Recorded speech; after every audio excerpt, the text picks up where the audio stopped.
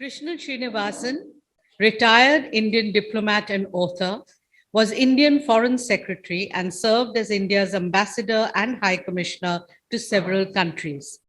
He was Commonwealth Deputy Secretary-General for Political Affairs till 2002. He is an MA from Oxford and was a fellow at Cambridge between 2002 and 2005, London 2002 to 2008, Leiden, Uppsala, and the Maulana Azad Institute Kolkata as well. He is an honorary professor at ASCI Hyderabad. He has published 8 books on international affairs and is now working on a global compilation on power, legitimacy, and the world order to be published next year. He is an occasional columnist and book reviewer for the Statesman, the Hindu, Deccan Herald and News9. He is also the author of 6 detective fiction titles, in which capacity or avatar, he will also be joining us later in the evening. It is really our honor on behalf of the Suresh Omiya Memorial Trust to invite Mr. Srinivasan to come up to the stage and please deliver the 4th Sadhan C. Dutt Memorial Lecture. Allow me first to pay a tribute to Mr. Sadhan Datta, who was a great pioneer in Indian engineering, Indian business, and Indian consultancy. And he was a man respected by everybody, and he never let anyone down, either in his family or outside. He was an absolute model of charm and dignity. I'd arranged some business for development consultants when I was ambassador in Libya. And that brought me to meet him in Kolkata. And later, I think 7 years later, I met him again in America, where he had bought Kuljan Corporation and had set up an office in Philadelphia. I was honored and privileged to know him and his immediate family. I might even have met Madam Shanta Ghosh in Philadelphia at the end of the 1970s. In any case, it's a pleasure for me to be present here at the Nabanna Earth Weekend and to deliver this talk, which constitutes a memorial lecture. I'm going to speak today on a subject titled 100 Years of a New Discipline. I'm very happy also, I've got to say, to remember the Suresh Omiya Memorial Trust, which is organizing this lecture, is a very fitting tribute to Mr. Sadhan Datta's memory. Well, the origin of international relations study as an academic discipline, it began in the United Kingdom after World War I. It was a part of the global liberal reaction that led also to the formation of the League of Nations. 3 university chairs were set up in Britain, and they were endowed by 2 business entrepreneurs. These entrepreneurs took the view that if internationalism was to replace nationalism, the world would then be spared the kind of horror that took place in the Great War. The cause of war, according to them, was the illegitimate nature of many of the then existing regimes. If the dynastic rulers of Europe could give way to democracies, that's what they thought, then the days of secret diplomacy, alliances, and conflict would come to an end. And to the then novel idea of self-determination was added the concept of collective security. There was, of course, a prehistory to all this in the evolution of international law. Such political philosophers as Immanuel Kant addressed the problem of war and peace, and to say nothing of Herodotus and Thucydides, our own semi-mythical Kautilya, Machiavelli, and Hugo Grotius, all of whom studied the nature of political relations and the tensions between nations.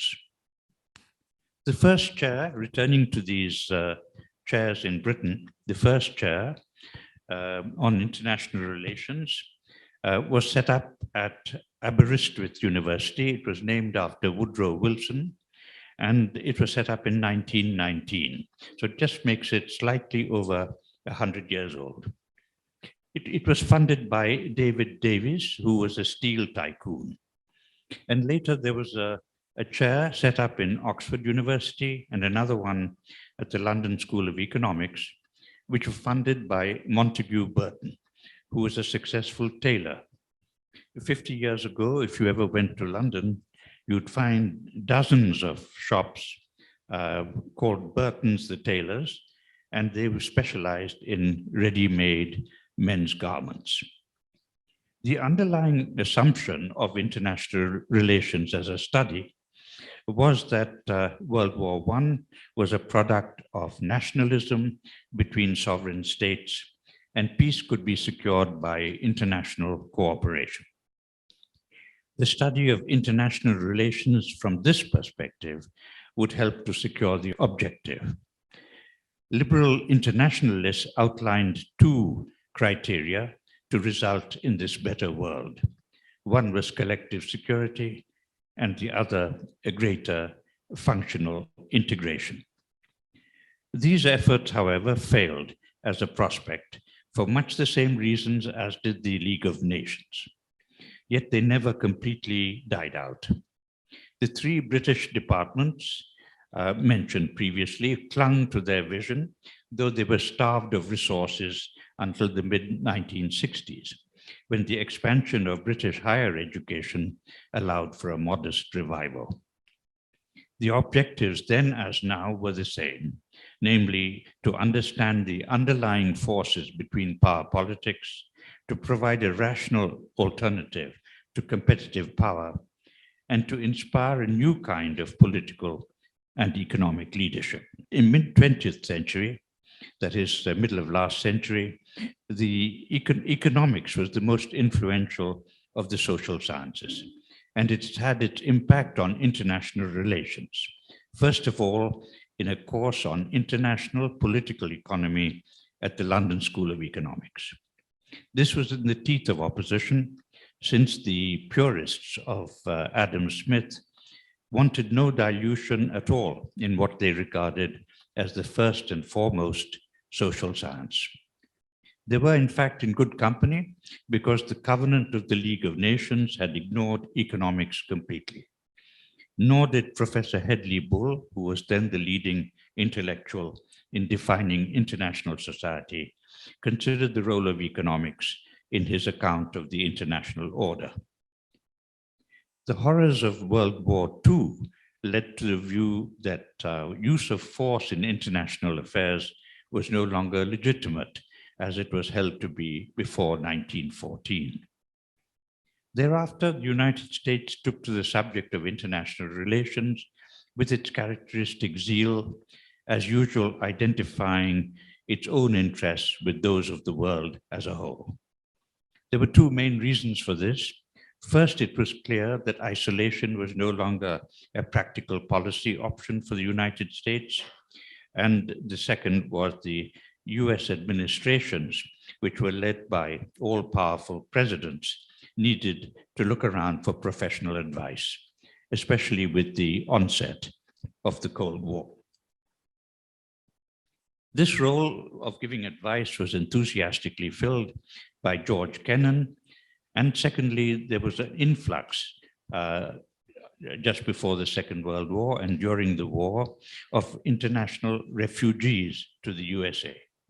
The most prominent of these in political sciences was the German Hans Morgenthau.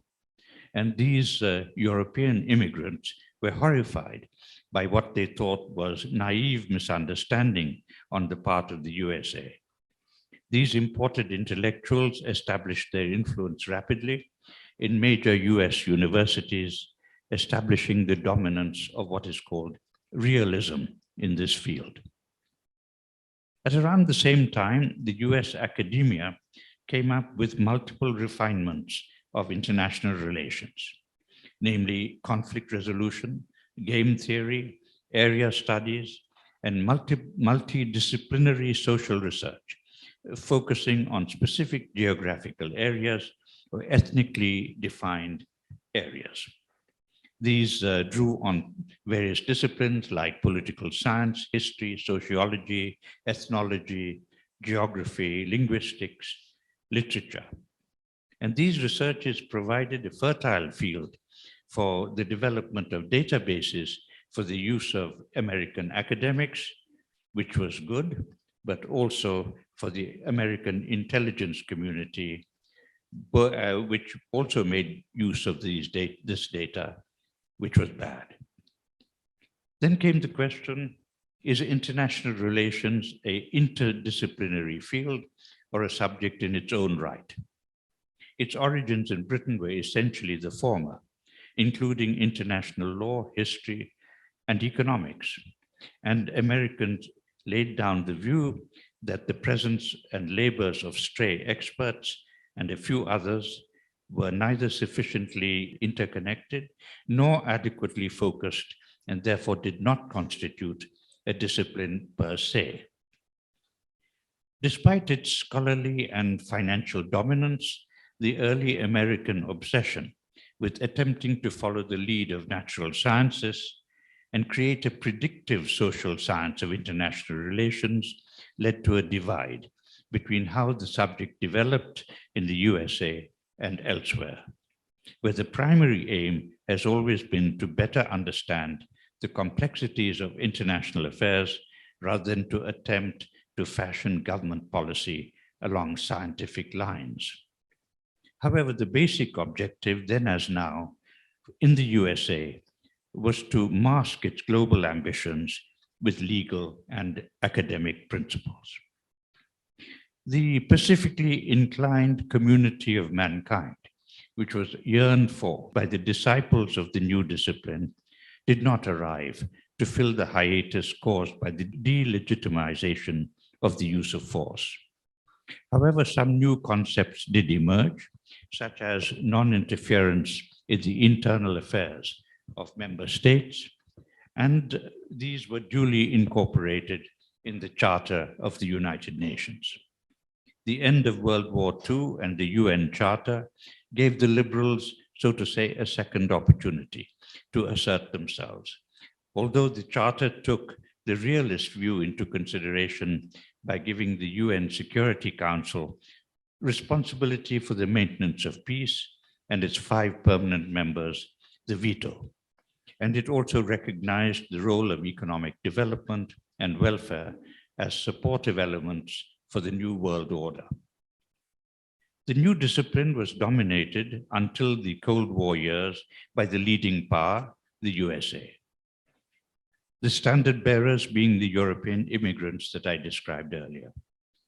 However, by the 1970s, clearly defined groups of international relations scholars had come into being, including a few in the newly independent nations such as India.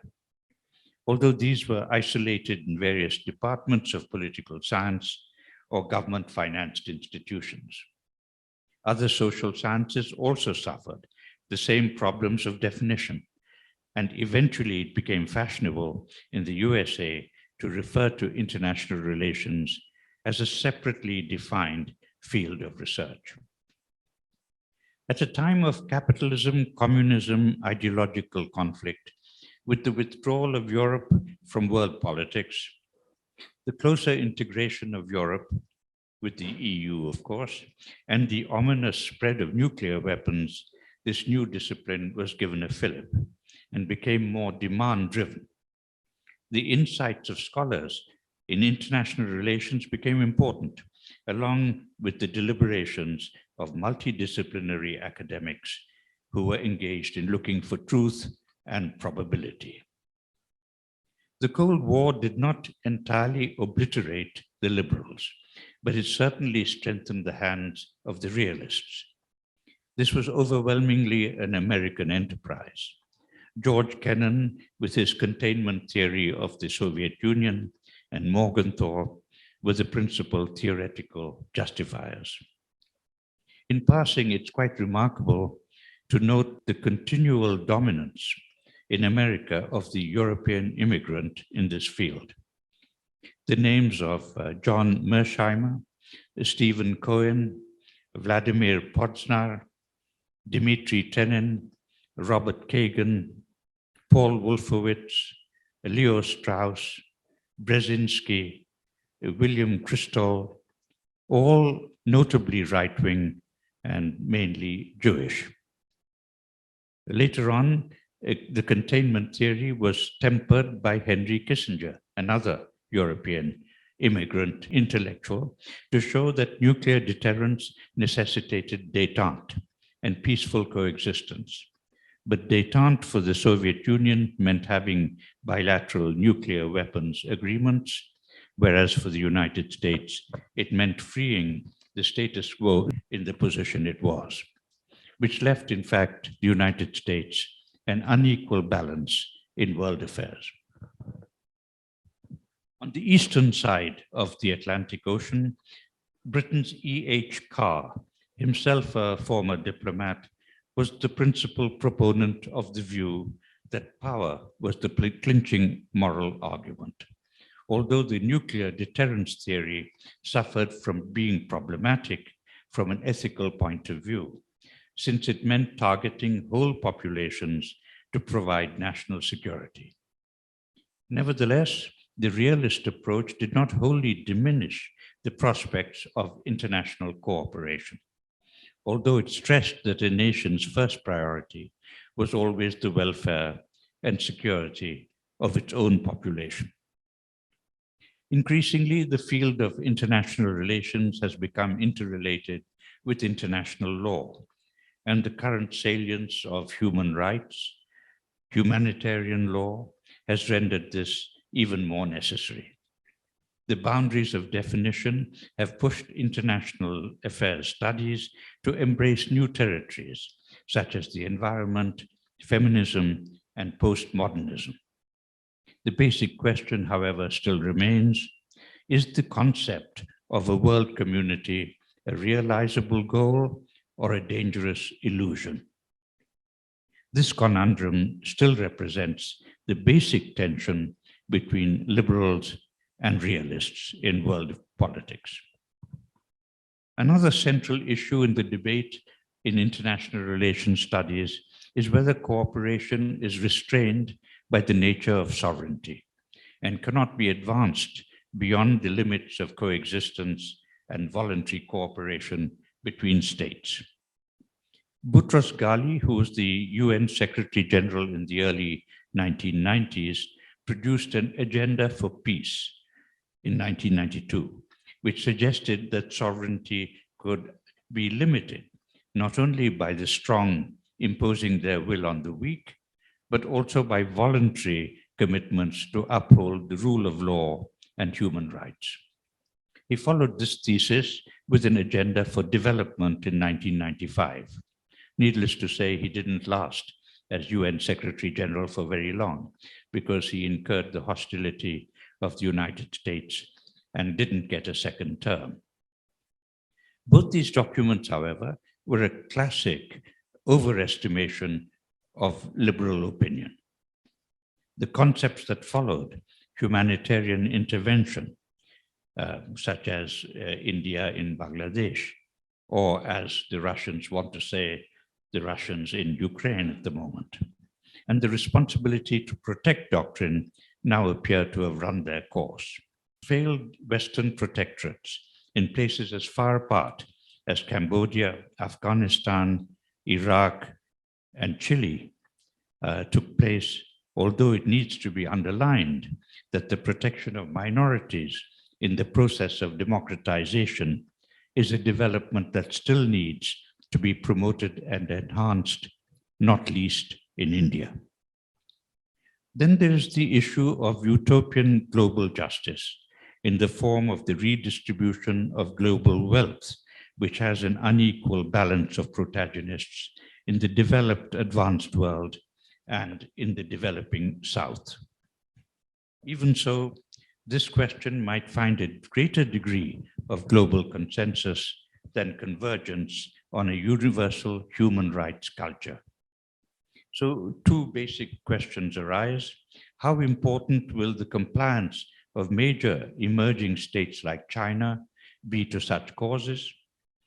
And secondly, will there be any degree of compliance at all from the losers as a result of globalization, since inevitably there will be many such losers?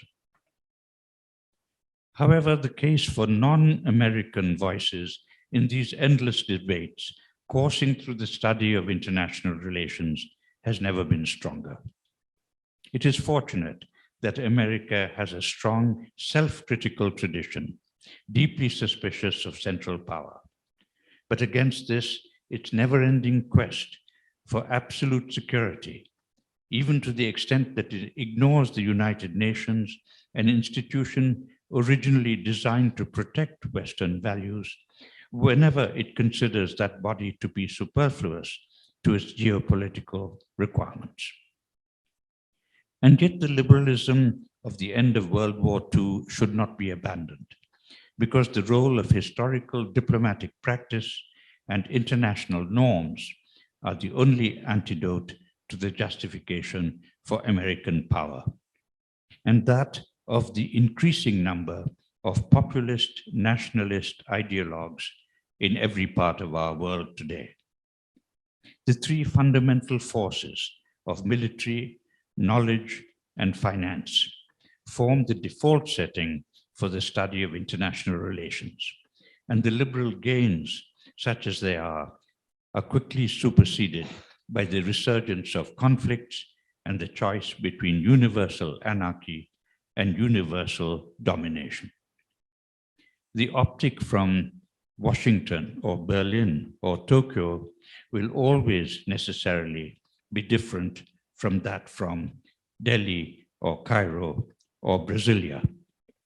And theorists will hold to the view that random events can have much more fateful and consequential outcomes than the calculations of statesmen or academic scenarios played out in university campuses.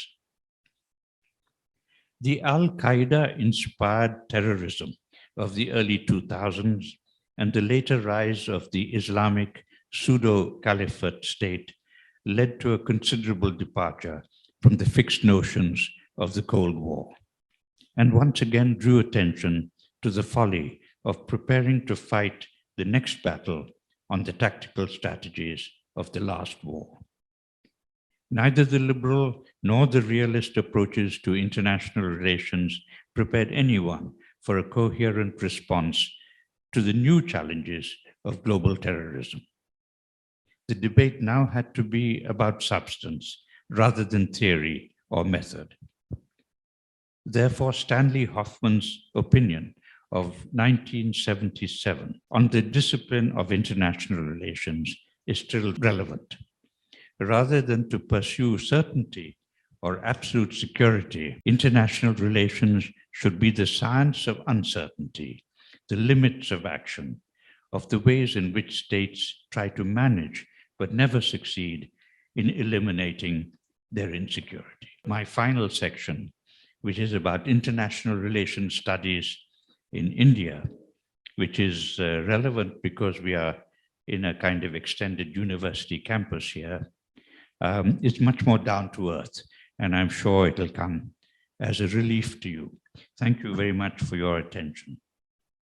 So turning to practical and parochial matters, in India, the field of international relations has had a much shorter and more recent history than 100 years. The Indian Council of World Affairs, which is in Delhi, the ICWA, it can claim to be the first independent think tank of India with Indian roots. In fact, it still exists today and it's fully funded by the Ministry of External Affairs. The ICWA's founding was based on the premise that the Indian Institute of International Affairs, the IIIA, which preceded it by 2 or 3 years, was not wholly Indian, as it was influenced by the Royal Institute of International Affairs, otherwise known as Chatham House in London.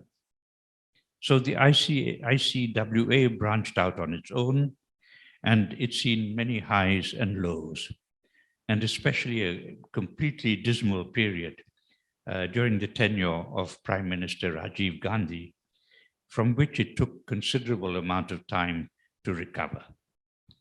Rajiv Gandhi decided that he wanted to fill the voting members of the ICWA with members of his Congress party, and many of them were semi-literate, and it was an abysmal period for the ICWA.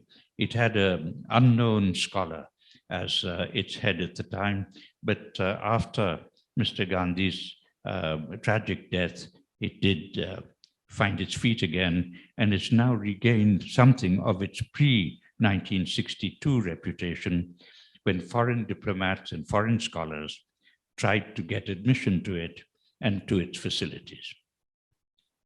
The International Relations Department in Jadavpur University was founded in 1956, shortly after the Indian School of International Studies, ISIS, was established within the ICWA in 1955, and it functioned as a university department with an affiliation to Delhi University. The ISIS later became part of the JNU, Jawaharlal Nehru University, when that central institution was incorporated.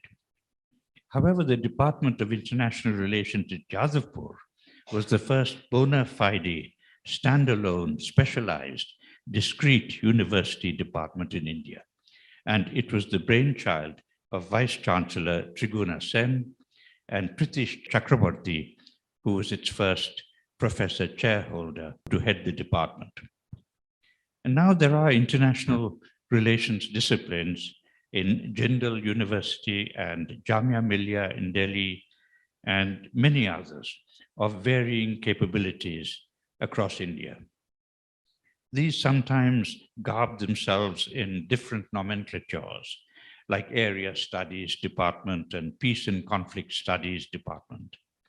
They're housed in Bangalore, Gandhinagar, Mumbai, and some other state capitals. I don't know all of them, but it's not invariably so, because important capitals, as far as I know, like Chennai, Patna, Hyderabad, and the entire Northeast have none at all.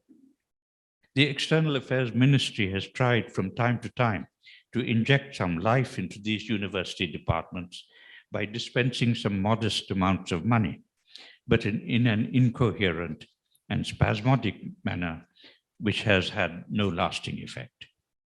It is understood that even these modest financial subventions have now come largely to an end, or are provided with such hedging restrictions that they are no longer particularly meaningful. University departments are very strangely far fewer in India than the multitude of think tanks that exist across the nation by different names, although it ought really to be the other way around. It is doubtful if anyone in this audience, or very few people in India for that matter, will be familiar with the Diplomatic Courier magazine of the American Pennsylvania University. This journal publishes an annual league table of think tanks across the world, which makes for interesting, though advisedly skeptical, reading. In the top spot, you won't be surprised to find Brookings, USA. But more of a surprise is that while the USA naturally numbers at the top numerically with 1,871 think tanks in 47 out of its 50 states, India is second with 509, followed by China with 507. The UK has 321, and only 12 countries, including India, of course, are shown to have more than 100 think tanks. Now, this seems to suggest to me that in India, there is enough money to go around for the sustained viability of think tanks, but apparently not for university departments. When it comes to quality, of course, it might be another story altogether. Of the first 100 ranked think tanks, Observer Research Foundation is at number 25. This is an Ambani funded organization. And the Institute of Development Studies and Analysis, which is completely funded by the Defense Ministry in India, is at number 27. These top two are in the top 50. The Indian Council for Research in International Economic Relations, otherwise known as ICRIA, now in a very bad way financially, the relatively new Center for Civil Society, and the Tata Environmental Research Institute, TERI, which you probably have heard of, are in the second 50. That is, all these now are in the top 100, and that is all. All these 5, which I mentioned curiously, are located in New Delhi and nowhere else. Of course, there's no need for anyone, you or me or anyone else, to take any notice of a list drawn up by the University of Pennsylvania. However, it does confirm my suspicions about the general utility, outreach, and policy impact of our think tanks and the remarkable absence of quality outcomes from them. Most countries cannot compete with the ease with which, in the spoils system of the United States, academics, politicians, government officials move in and out of the bureaucratic circles. But the limited merit of the Diplomatic Courier magazine listing is that it serves us as a reference point to reveal the abyss in India between the government and the academic and think tank expertise. In 1964, at what became known later as the Second Non-Aligned Conference, at which I participated actually in the Indian delegation, there was a Dr. A. Appadurai from Delhi University who was included in the Indian delegation. And thereafter, there became a trend to include somebody representing Indian academia or civil society in the annual United Nations General Assembly. But these representations were obviously more for the personal benefit of the academic concerned and to meet the requirements of government patronage, rather than for the enlightenment of the delegation or the government or for subsequent analysis. The person at the United Nations is given a speech to read at one of the committees, which he or she duly delivers, and then realizing accurately that his or her presence was in every way superficial to requirements, he or she then spends the rest of the time socializing agreeably with the Indian diaspora in the eastern states of the USA. So my point is, there is a lamentable unawareness in Indian government circles of the fruitful debate of ideas and policies that interactions between government and academia can provide, especially with bona fide university international relations departments. Some think tanks do have the advantage of geographical proximity to the centers of power in Delhi, but their personnel and products have always been of highly inconsistent and unpredictable quality. Being obsessed with the immediate past, or even with the present, is an occupational hazard in the profession of international relations studies. But it has to be said that without some interest in immediate concerns, the discipline will soon lose its remaining influence. We have to remember that the great Raymond Aron, he was the leading European political theorist and writer in the last century, Frenchman, was in his day job, so to speak, a weekly columnist for Le Figaro. A few outside the ivory towers had ever heard of the Oxford professor A.J.P. Taylor until he appeared on television, which he did without notes and with precise timekeeping from 1956 to 1985, nearly 20 years, delivering several lecture series entirely on his own. It would be refreshing and rewarding to find more international relations specialists from Indian universities or even think tanks breaking into the closed circle of writers of regular columns for Indian newspapers and online news channels and appearing on television to replace our vacuous politicians and the desiccated tribe of retired diplomats, of which I am one. Thank you very much indeed. I'm very sorry if this has been a little heavy, but thank you very much for your kind attention.